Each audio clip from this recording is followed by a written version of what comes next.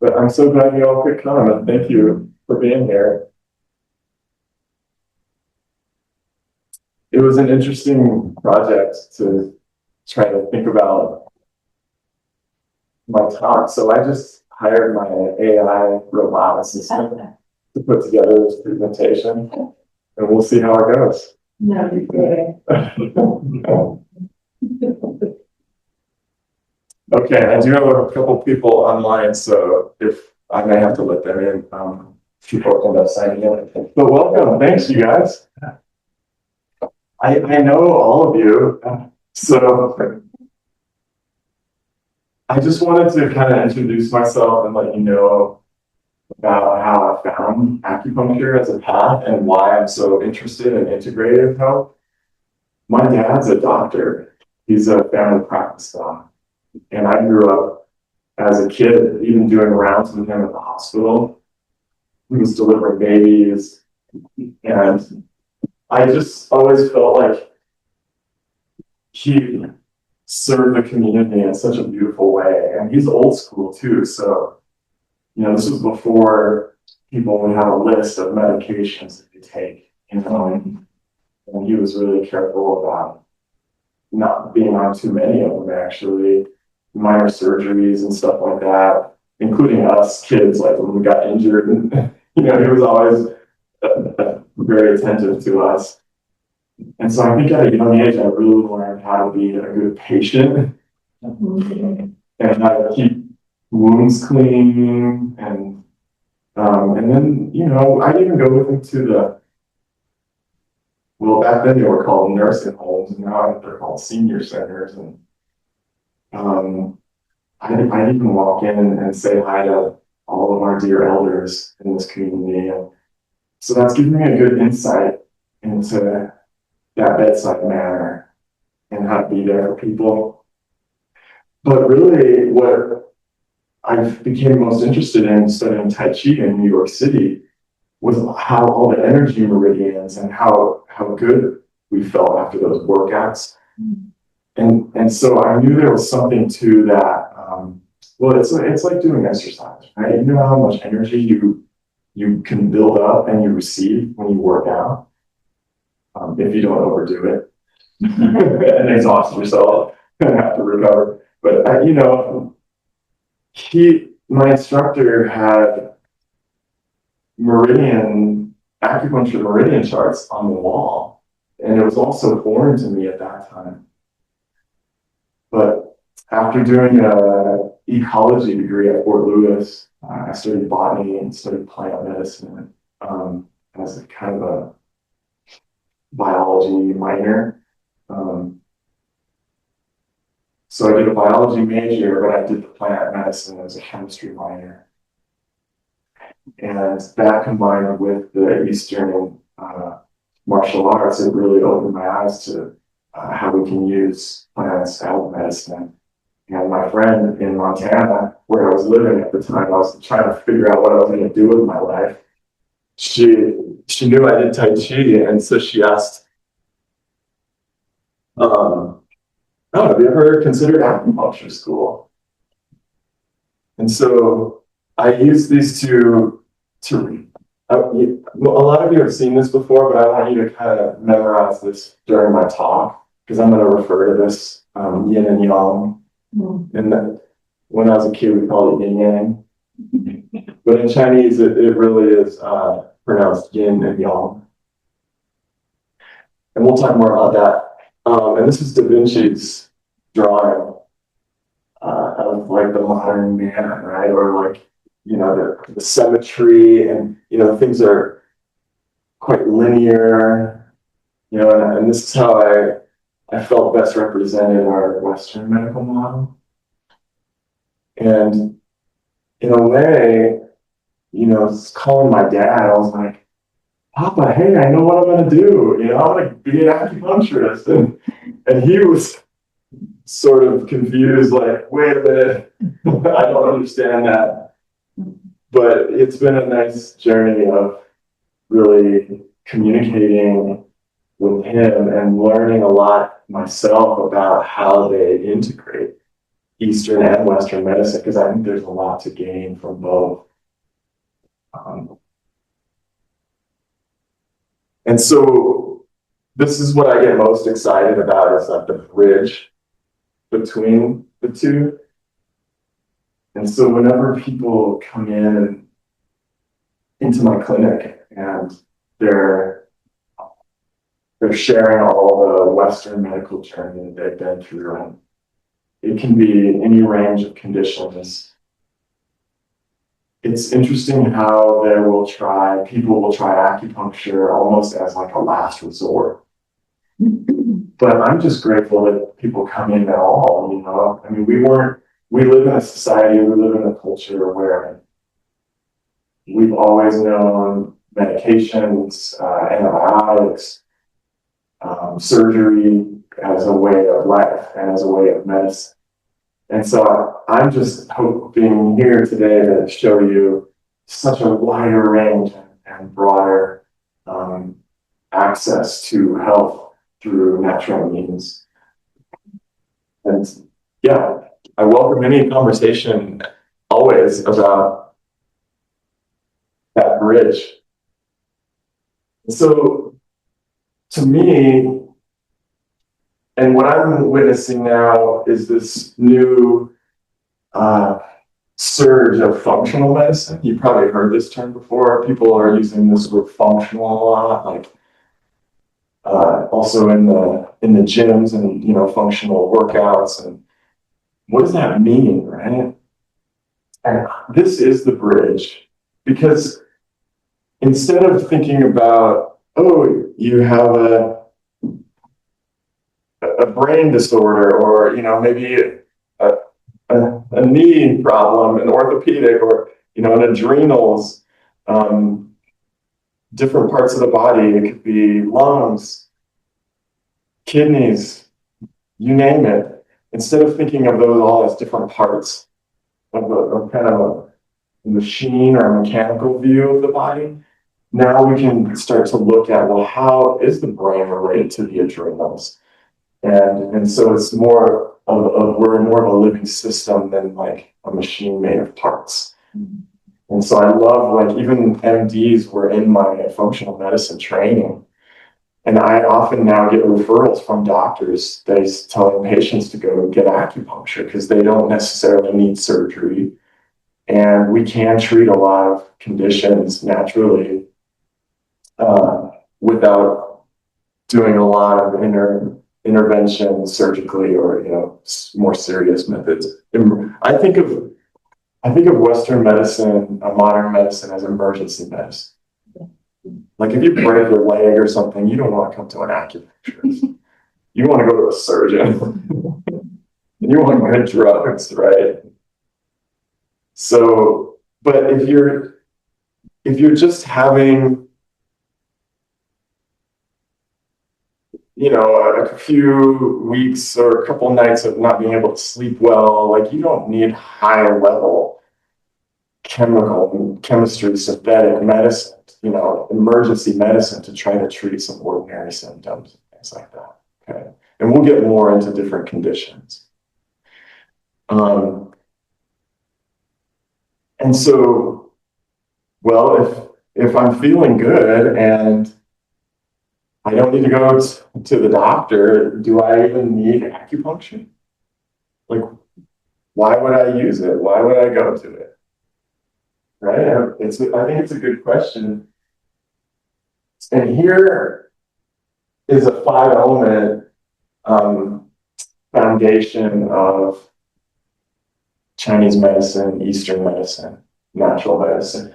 The same way we view nature, like a wildfire, or that could be a candle. You know, there's different types of fire, right? Different types of water. Could be a spring, you know, have you ever drank from a freshwater spring? Or it could be a huge tsunami wave that just like devastates a whole city. So, and everything in between, right? So this is a system of looking at the nature and how wood generates fire. right? We all burn wood to create fire. And then there's a concept of like molten lava, underneath the Earth's crust. So that fire is creating Earth continents, right? In geology, and different rare metals come from the Earth. And this is kind of an interesting relationship here. And I've thought about this a lot. Metal in Chinese medicine is a lot like the air element.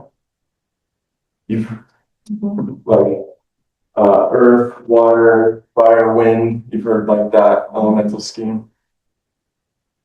But it has kind of this like celestial aspect to it. It's almost like stardust or something. And sometimes we get asteroids and things that come from space or from, the heavens or air, like way up there, the ethers. And that material will come and enter into the earth. And it's kind of this really specialized thing. Like, I went to the Telluride Mushroom Festival for a few years, and we learn about how mushroom spores are traveling on comets and asteroids, and so there is sort of this element of air that influences us. But in Chinese medicine, we refer to it as metal. And so there's this, I guess, this idea in the morning, like dew. If you wake up and there's frost on your car, but that vehicle it's metal. I don't know, this is a stretch, but there's a generating of water that happens. So not from the ethers, from the air, and then water nourishes wood. But anyway, all I'm trying to suggest here is, gosh, we are nature. I mean, inherently, we are biological, and we're so connected to this earth. Even if we send people to go live on the moon, it's like we are very connected to these elements. And so that's how we look at outside, and we observe different patterns with the elements, and we can also look inside and see how that relationship is working or not working to try to help heal people. Any questions at this point? Well, just a comment. I saw something the other day, and that idea that as a human, that we start as you start as an egg and a sperm, and you become a zygote, and you're just this two-cell beast, and that over 9 months we become, and everything's made inside of us, you start from fucking growing down. It's beautiful, isn't it? It's miraculous. Yeah. Like we start from one cell, or right. There's something very magical there. And this idea of Western medicine, like you were saying, Western medicine just really pulls apart. You go talk to these specialists, and beyond their specialty, they're not very enlightened. Yeah, like they're so genius in their specialty, and it may even be an entire life looking through a microscope, right? And then they're doing something at either like very molecular level, even smaller, but right. And as a scientist, that first through my education, it was really challenging to go to Oriental medical school because things are not so linear, and you can't just penetrate with your mind and figure it out. It's a little more circular or round, or nature is cyclical or something. And it was almost like the more I pushed and tried to find, like, it was, I would get more lost and like frustrated. And I love this idea that we have this ability now to look at the macrocosm through these satellites, and we can look at I mean, I think they're talking about the multi-universes now, right? Like it's so vast and so big. And at the same time, we're able to break down particles into quanta that is like super itty bitty tiny. And here we are right in the middle, you know, and we can kind of view like to that extreme on one side or to that extreme on the other side. But we are living in that event horizon, like right in the middle. And so there's a lot of artistry to Eastern medicine. And so people often, you know, ask about dry needling because they're like, what's the difference between acupuncture and dry needling? And I really think it goes back to those two different worldviews, you know? And we're using the same instruments, and acupuncture needle is a dry needle. Like there's no injection and there's no draw. There's no blood draw. But it's just a stainless steel single disposable needle, you know, single use. But we've been trained in this more organically rounded way as opposed to just focusing on like the trigger point, which can be helpful. And we don't always know why it's helpful, but it works, right? So yeah, let's go on. So I actually wish that they referred to dry needling with physical therapy as trigger point therapy instead, because that would be a little more descriptive of what they're actually doing. Like, even though they're similar, literally feeling like it. Mm-hmm. Yes, it tends to be a little more aggressive approach. Yeah, it's, well, you're the only acupuncturist I've had. You're like the most chill person I've probably ever met. Oh, thank you. And so you push that through your work, the way to say it. Whereas where I had the dry needling, it was not a pleasant, calm thing. When I came to see you, I was like this. Great. Okay, thank you for the compliment. Yeah, I mean, I try to be gentle, and I'm just saying that for the class too, like that it's important to me that people have a good experience with I that. felt like, okay, we're on schedule, we have like, 14 minutes left. We haven't started and it was just stressful to me, the whole thing. And you make and I'm sure others are different, but you made the whole thing more, take a breath, let's come down a little bit. I'm going to talk to you for a second before we start because obviously you're stressed. Yeah. That's how you made me feel very much about it. Okay. Thank you. Well, good comment. Yeah, and I know a lot of people that benefit from dry needling and physical therapy, and I've found myself, so I understand the difference. You're right, it's a different thing, and so we'll get into it. Yeah, I wanted to present throughout this lunch hour with you four concepts, and this is basically how healthcare works, right? You manifest some condition, you go in and have it assessed, they create a diagnosis, we diagnose it, and then we treat it, right? Okay, so let's just go through each one of them. And pain, this is the number one reason that people come to see me, is because they're having some kind of pain in their body. And it can be muscular or skeletal, or it can be like sinews and joints. So I'm saying bones, muscles, you know, it can be like even some organ cramping or something like that. You know, depending on which organ it is, like we would never want a needle into a lung. That would be very bad. But sometimes I'm doing some back points and I think we're getting close to the kidneys, you know, in a very gentle way. And I brought some acupuncture needles. I mean, they are hair thin, right? And I've done some points on myself, on the liver, you know, gently, because it's stimulating. And we're going to talk about that energy. But pain, next, I have disease. You know, in terms of natural medicine, we can catch a cold, but we can also catch a heat. And that's how we work to balance things.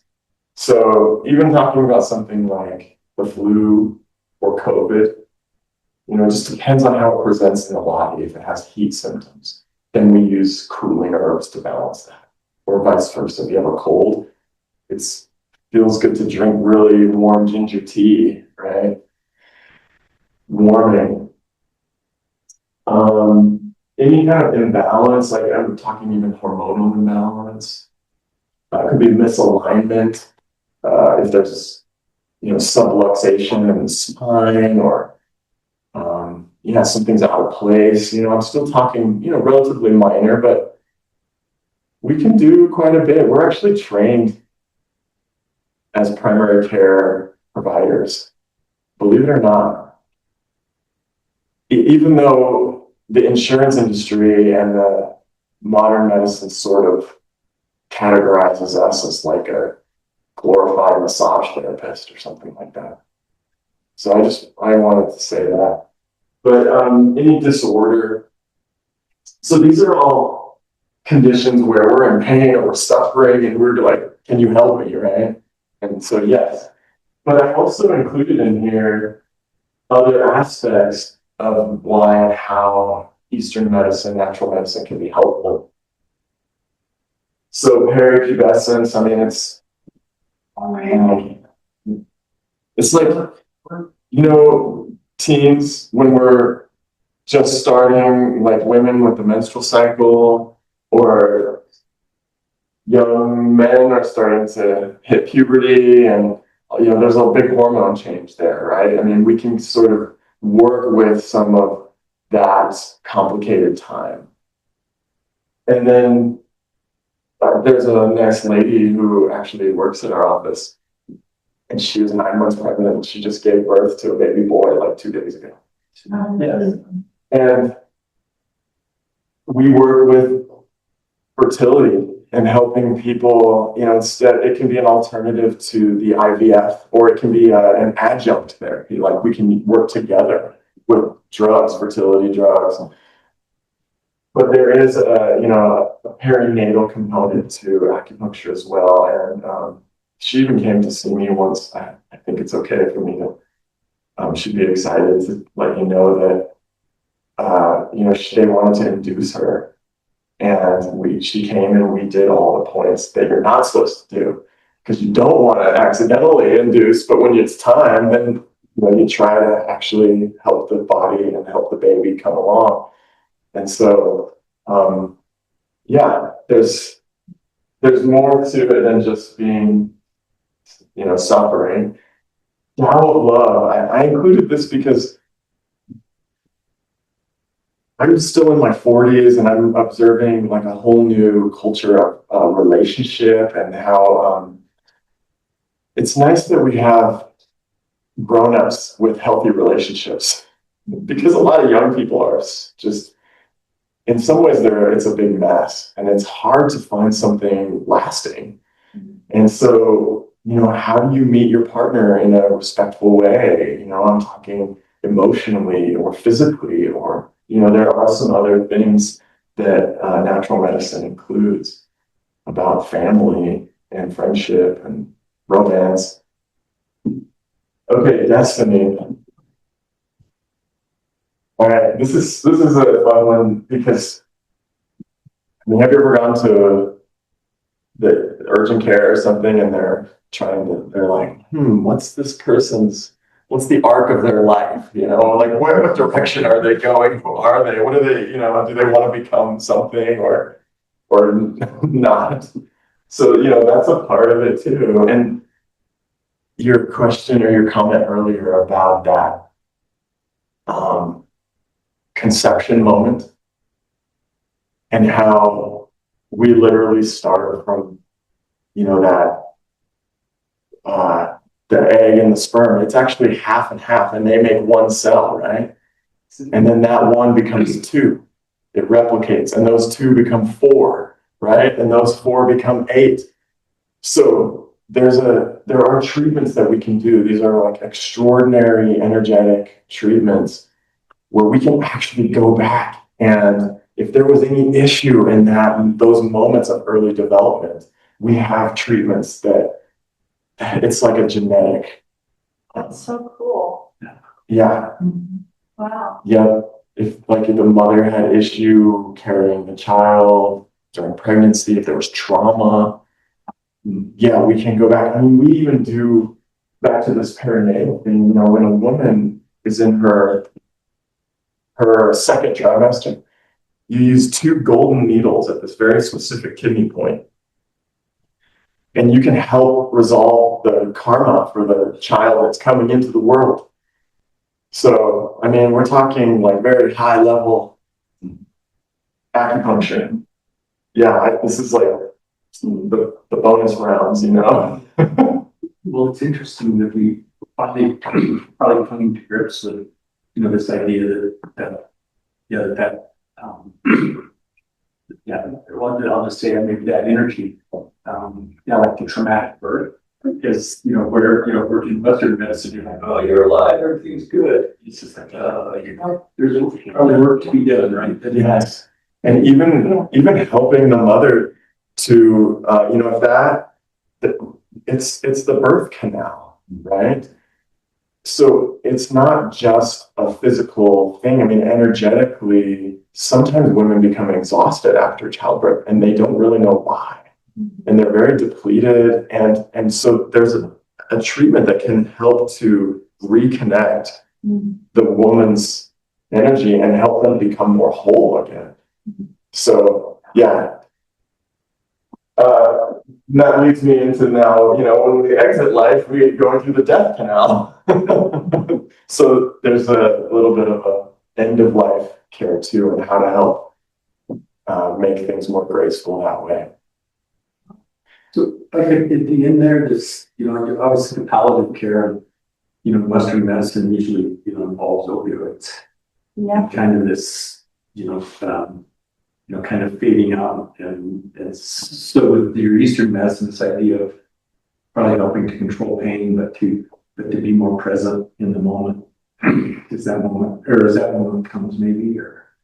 I mean, it really is a enigmatic process, right? Like we're all, if you even talk about death, you know, a lot of people just avoid it, and then it just kind of something that happens at the end of life. But You hit the nail on the head.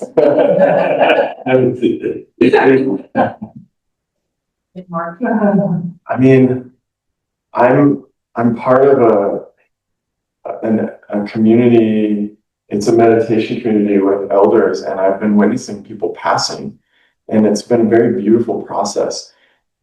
And in my own observation, you know, you may not find any science about this, but this is just my personal observation, is that yes, generally while we're alive and we are more in touch with our bodies, we feel healthier and we're more grounded and we have strength.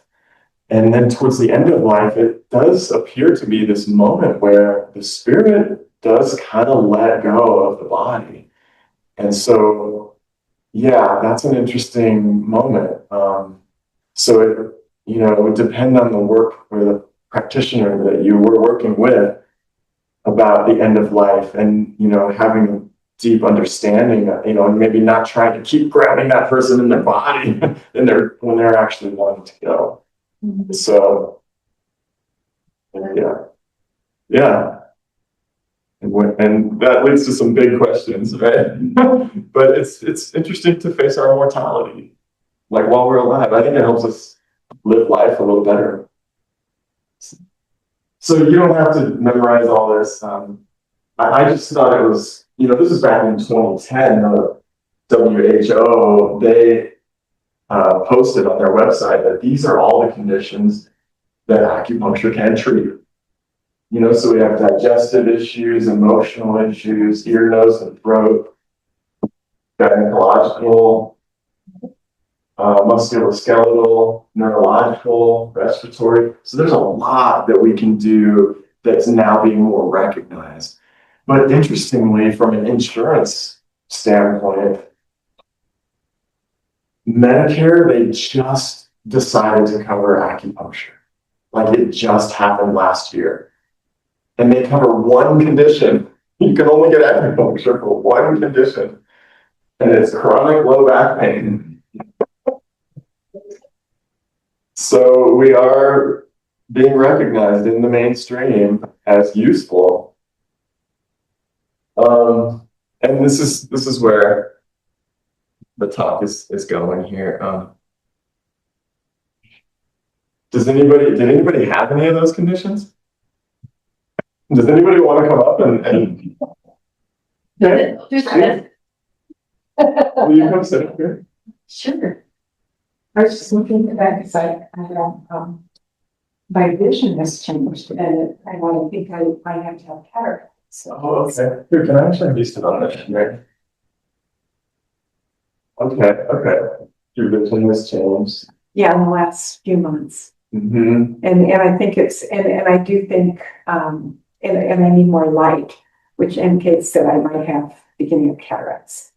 Oh, like in order to just see things you need. I need greater light. Yeah. Okay. All right. Well, I'd like to check your pulse this side.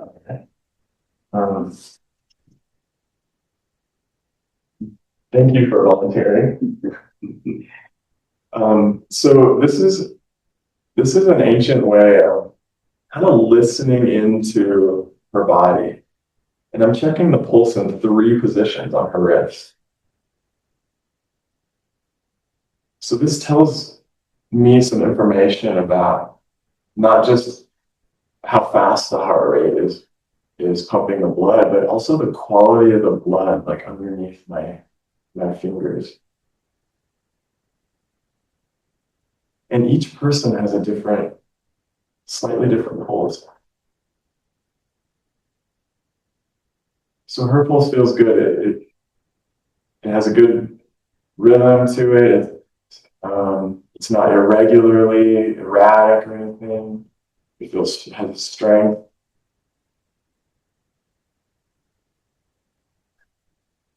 And so the other thing that we use, let me go back to in this examining process is I'd like to see your tongue. And underneath.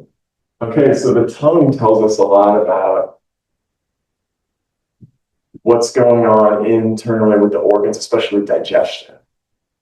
You know, some people have a thick coating, or some people have a peeled coat, like a geographic tongue.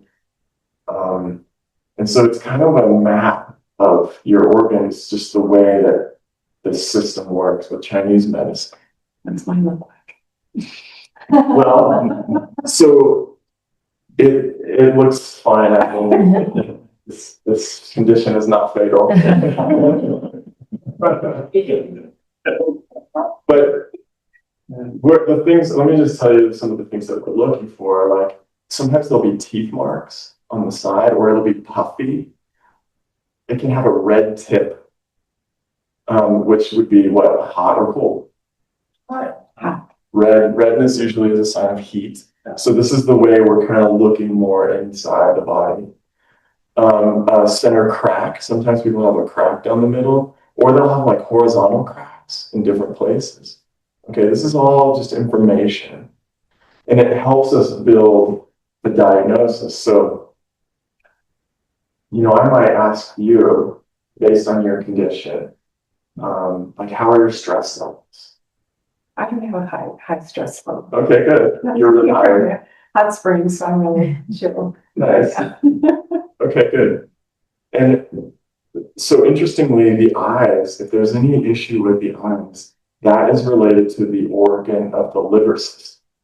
So it doesn't mean that you have a problem with your liver, but that's the system that we want to go to. And if it's like a diminished vision, we look to the blood as a resource to brighten the eyes. Right? So in your case, there would be a slight deficiency of liver blood, and that's leading to an impaired vision. Does that make sense? Mm-hmm. Okay, so I've just given her a Chinese medical diagnosis, which can always change once, you know, we'll give you a bunch of good herbs to strengthen your liver blood. And actually, there's a really delicious berry that's good for brightening the eyes and vision. Have you ever tried goji berries? No. Yeah, it's that Tibetan wolfberry. Yeah. Mhm. Yeah, so it's a red berry, right? So it strengthens blood. You can't buy it though. Yeah. Mhm. Yeah, you could go to the health food store right now. and get it. They're dry often. Yeah, right, Okay. I'll go get some. Okay. All right, now we're gonna give you the acupuncture treatment. Okay. Are you open to it? Yeah. Okay, great. Well, this is cool. It's turning into a great presentation. Okay, so we're gonna strengthen liver blood. Okay. So if you don't mind taking your shoes off. And shoes and socks too. I hope that it's warm enough in here. I can turn the heat on.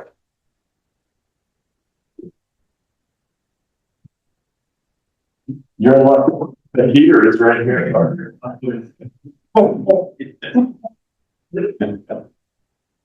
Okay, so while she's getting ready, you can light it back. You can see how, I'm asking different questions. Oh. Uh-oh. That's not helpful. You're still very comfortable up here? Okay, awesome.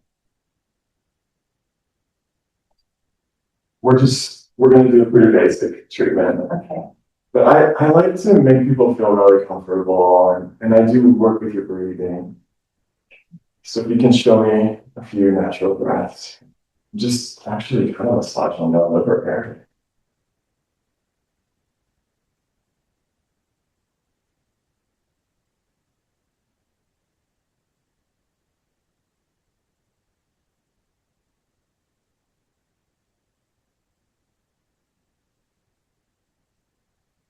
Thanks.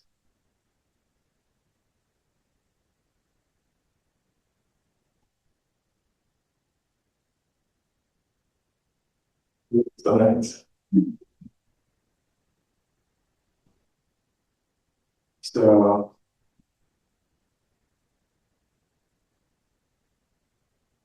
like I said, I'm very gentle.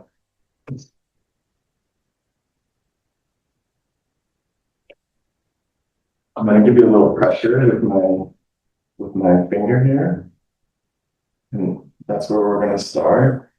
So I'm gonna follow your exhale, and we'll just add a couple points here. And there's a little pinch up front, right? Yeah. Not too bad. Not So I'm using, it's like a master point for the liver organ system. So I'm opening up the liver channel, and I'm going to use a point that nourishes yin, which is the mother of blood. Remember that yin and yang? Mm-hmm. So liver yin. And I think we're going to add one more little point near the eyes, just to coordinate with the body's energy here, like to give it a signal. Hey, let's bring the energy, strengthening our whole system.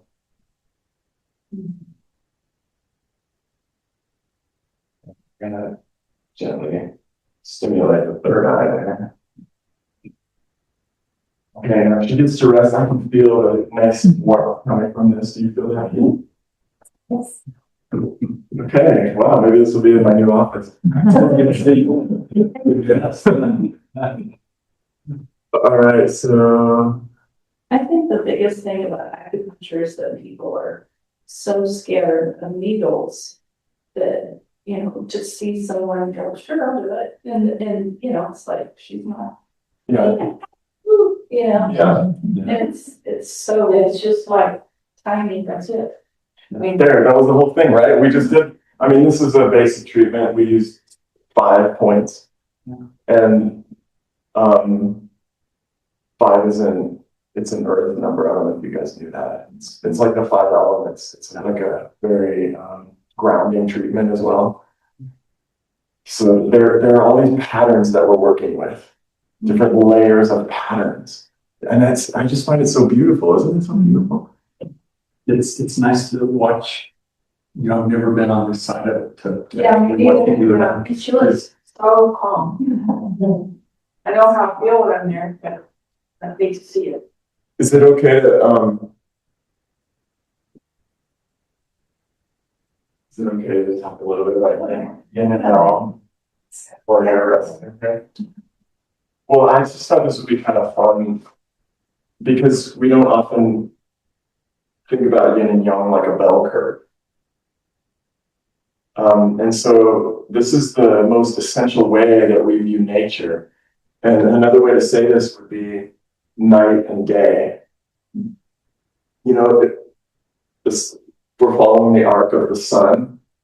So in the morning, it's dawn, right? And then at the middle of the day, the sun is at its peak. So that's peak yang, because we're all active, we're out moving around, and then activity goes back down to rest at night, right? So night and day. And this could be a good model for our digestion too, because when we go to sleep, we're resting. And then when you wake up, do you want to eat a big old meal right there first thing in the morning, or maybe something light? I don't know, it's just a suggestion, but if you're going to have like, you know, the big steak dinner, you might want to have it at the time when your digestion can really digest that and move it through. You have time before you go to bed. So your body's not like working on it in the middle of the night, you know? Anyway, just an idea. Such a non-Western thought, you know, the big dinner. Yeah, we do it right here, don't we? We do it right before bed. Let me sleep on that steak. Yeah.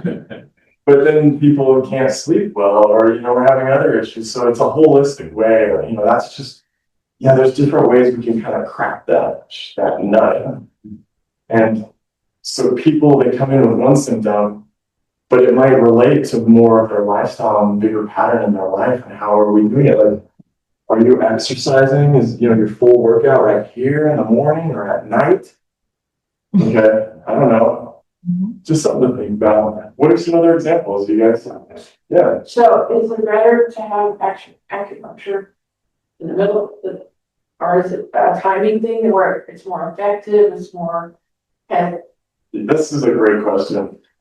So I'm going to show you the next slide too, because this is what we're working on with her, right? It's part of the wood element. This also relates to the cycles of the seasons, like spring, summer. This is late summer, like Indian summer, fall and winter, and then back to spring, right? Right now we're in the kidney season. Liver is spring. So I'm just going to answer your question by saying, oh, what if this was winter and this was summer? Still works, right? So she's having a liver treatment, which would be kind of like related to the spring. But if this was one day, maybe a morning treatment would be the best. Does that make sense? We're just like layering patterns on patterns on patterns. Is it also possible, I mean, do different people have like different, let's say this is, you know, morning, noon, and night. Could the bell curve be shifted such that a person's yang is more in the morning or more at night? Like, is it individualized based on like the timing of the day at all? like the night owl, yeah. Yeah, Yeah. correct, yeah, Right, I think the night owl would be, it would go this way. yeah. But like, so part of, I guess what I'm trying to put together in my own head is part of it is learning who you're working with and learning their rhythms and energy and how this applies in their, That would be helpful, right? Sure. Like, you're like, oh, knowing that this person is this way. Yeah, I'm not trying to make everybody go the same direction, sure, but it's helpful to see like, oh, this person's really active here. yeah, And typically people come in with some kind of issue. And so then we just start to look at like, well, how do we adjust that a little bit? mhm. But if there's really no issue, like if like a night owl, they hunt at night, so you're doing great. Okay, I think I'm gonna get Sheila up here. Or just take him out. And I know for me, as I find get just that relaxation of, sometimes if my mind's really active, it's a really tough time trying to, get in the moment, relax. Coming in, well, it is kind of that, like, come in with pain, you're kind of already wired up. The thing about our modern day, I've noticed, it's probably these blue screens at night. And I don't often feel a little like jittery if I have too much screen time. I notice it in my daughter a lot, Yeah, like the transition of a kid being on a screen and like their brain just being active in a different way, good, bad, or otherwise. I might argue bad, but that's fine. And then to coming off the screen is like when she gets the most, it's like coming back into like your present. yeah. Instead of being like, Thanks. Yeah, that's. I can't believe I was so brave. Oh, well, thank you for volunteering. Oh, yeah, that was fun. Thank you. yeah, that was awesome. So here's what we're working with, yin and yang, like that night and day example. This is just the way that we're assessing the body. And then diagnosing, right? Yin and yang, hot and cold, excess, deficiency. And then it can be some kind of mixed pattern too. That's always fun. Just more complicated, or you just kind of take one layer of the onion at a time and peel it down to the main issue. Yeah, wood, fire, earth, metal, water. So when's a good time to cleanse the liver and the gallbladder? In the spring, yeah. Or if you're gonna do a colon cleanse, maybe in the fall. Right, isn't that, I mean, a lot of people follow that. Yeah. Okay, next. I wasn't sure how much time we were gonna have. Because I eventually wanted to, there is something I want to present at the end, but this is a conversation I had with a patient recently. And we were talking about the different systems, and I'm not labeling all of them because there are others here, like the circulatory system and things like that I haven't, skeletal system. But basically, I did include in a specific order, the respiratory component. In Chinese medicine, the lungs have a lot to do with immunity and the immune system. But it's our first contact with the environment every moment. That's how our organism relates to the environment, like every moment, every breath.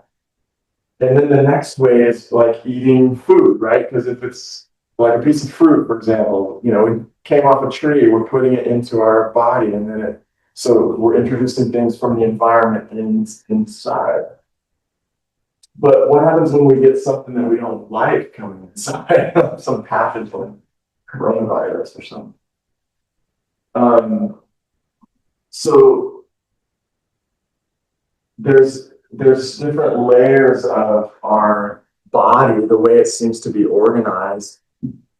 And then coming even underneath that immune system is like the nervous system, right? And underneath that, I'm putting the endocrine system, like even more core. And so, pathogen, if we have strong lung qi, then our aura is strong, our energy, the surface energy is strong. Pathogens have a hard time coming in. But if we've gotten weak at that level, then they can come in and, then maybe producing mucus to try to get it out. But if something is, or we have like chronic pain for a long time that we haven't managed, it can start to affect different levels of our body, including the nervous system. Like, how many people have just felt so tired or like stressed? That's it. Felt stressed because you haven't been able to resolve some issue. And I think ultimately it can come in and it can drain the body's energy at the core. So that was a fun conversation. And here's going back to that spiritual side of things. Why is it doing that? I don't know. It must be timing out or something. Okay. Approximately a lot of solar radiation. Oh yeah, we're having a geomagnetic storm. Hey, all right, then. I did a lot last night to see lights. All right, so we're wrapping it up. I also just wanted to show that energetic system and from more of a spiritual, chakra system here. Starting at the surface, going in deeper, deeper, deeper, deeper to the depth of our existence. I mean, we are ancient and cosmic and amazing. Like our potential is so amazing. And so we can address every level. And I just find that so amazing. I think it's okay. So we're rebalancing yin and yang, we're relieving suffering, can't even induce labor. The main tools, instruments of our medicine, acupuncture cupping. You've all seen those Olympic athletes that, moving blood, moxibustion. What is that? We will burn you if we have to.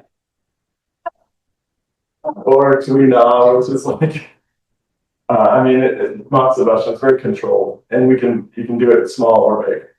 It can really warm up. Like there's a thing called a moxa box, and it's a relative of sage brush, like sage, and you can put it on your kidneys in the winter, and you can really infuse someone's deep heat if they're feeling cold and weak. Acupoint injection therapies, maybe some of you tried that. So this is not just the dry needle, but I also have the wet needle. It's mostly saline and homeopathic arnica. So there's some other ways to shift some stuff patterns or herbal remedies, like goji berries. Okay, now the fun part. We're going to talk about insurance for the last 5 minutes here. I already mentioned that Medicare started covering one condition for acupuncture. And I've learned a lot about Medicare in the process of getting approved as a provider for them. So Medicare, it's a federally funded health insurance. Amazing. So they cover 80% of medical bills. And that's after you meet this little deductible of $283. So everyone over 65 or any disability, people who have a disability, they have Medicare. They can come, and if you have low back pain, you can come see me for acupuncture. And so people now are being presented with these options like, oh, you can get a supplemental to cover that extra 20%.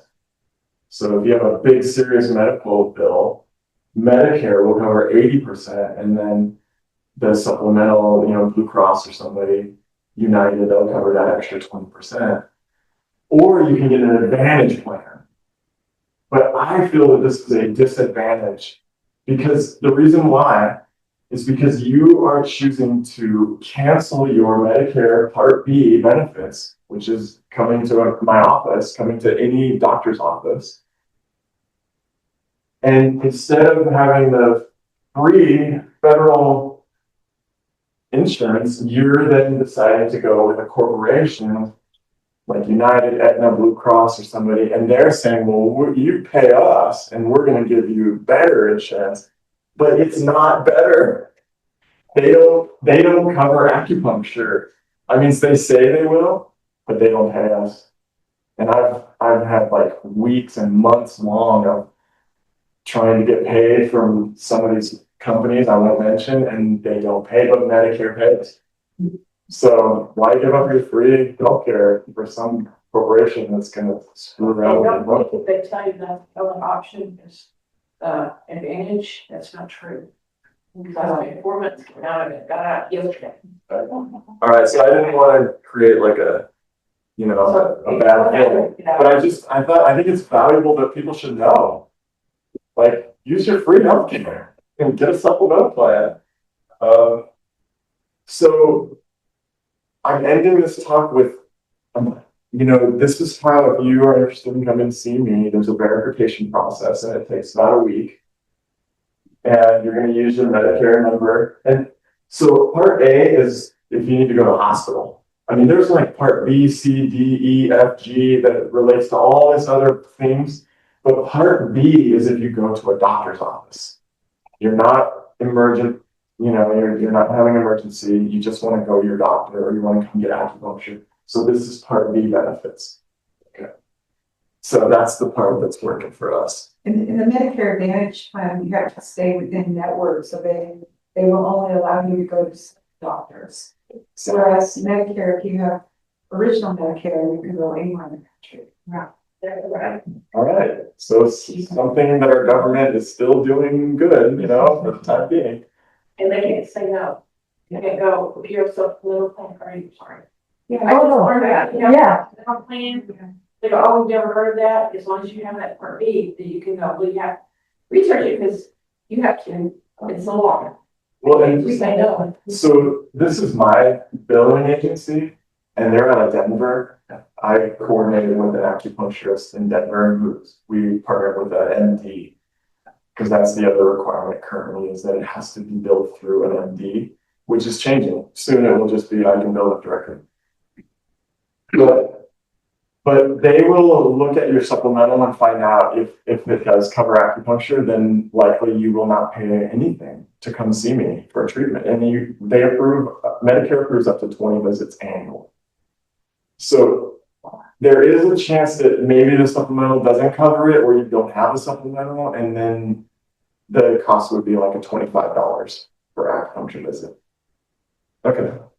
And it takes about a week to get verified. There might be a $50 deposit. They just like to find out what your supplemental covers. And if they do cover it, they'll fund you that. And again, 20 sessions annually, that's a lot of acupuncture. That's like twice a month. I wish I could get acupuncture that often. Yeah, and then getting our billing, Tyler, you know, Medicare sends out a bill every month, and then, you know, we see the guy in Denver where the billing comes through, so it's like, Yes. Okay. yeah, Oh, that's good to know. yeah. So, And really, it's all about thriving and be healthy. Because there's a lot of environmental factors against us these days. So yeah, we want to feel good and strong. So may you all be healthy and strong. Yeah, great. The ones that are more like on the spiritual side of it, like resting more and whatever, those have to be like multiple sessions. Or It's helpful. Because we build it's about relationship. yeah. There's a phrase in you know, Asian medicine, Chinese medicine is indigenous. And originally, you know, the healers, the medicine women of the tribe, if the community was sick, then they were not doing their job. Right. So really, you know, like I'm an agent of these ancient ancestral females, you know, the ones that were divining which herbs were good for the tribe. Yeah, it's like basically if you're sick, you shouldn't be paying the doctors. Like we're paying them to help us be well. So if you're feeling better, that's where Yeah. I mean, I don't know if that answers your question, but Okay. Yeah. but it's about relationship. It's like, you know, I'm a student, I'm studying how to thrive in this chaotic world. And so there's a few secrets that we have, and these are the old wives' tales from tribal days that still are true today. Yeah. Yeah. So anyway, it's like, I want to see you guys, like, I mean, I care about you and this is my life. So I want you to be feeling Sure does. amazing. So the destiny treatment, you know, I could see someone coming in and they may be on the wrong path and they're living in Durango, and I could just give them one suggestion, like, oh, you actually need to be like globetrotting and traveling around the world. And I might just do one treatment where something clicks for them and I never see them again. Yeah. So there is that, you know. I mean, we just want everyone to be on their path. It's not about how, you know, me at all, actually. When the student is ready, the teacher. That's right. Thank you. Okay, thank you so much. But I'm just so grateful for you all coming in today. Thank you so much. I hope it was fun and interesting for you. It was enlightening. And Yeah. this is, if you want to get started on either the verification process or book an appointment, that QR code goes to our website. It has all of our providers at the Wellness Center. We got a great crew.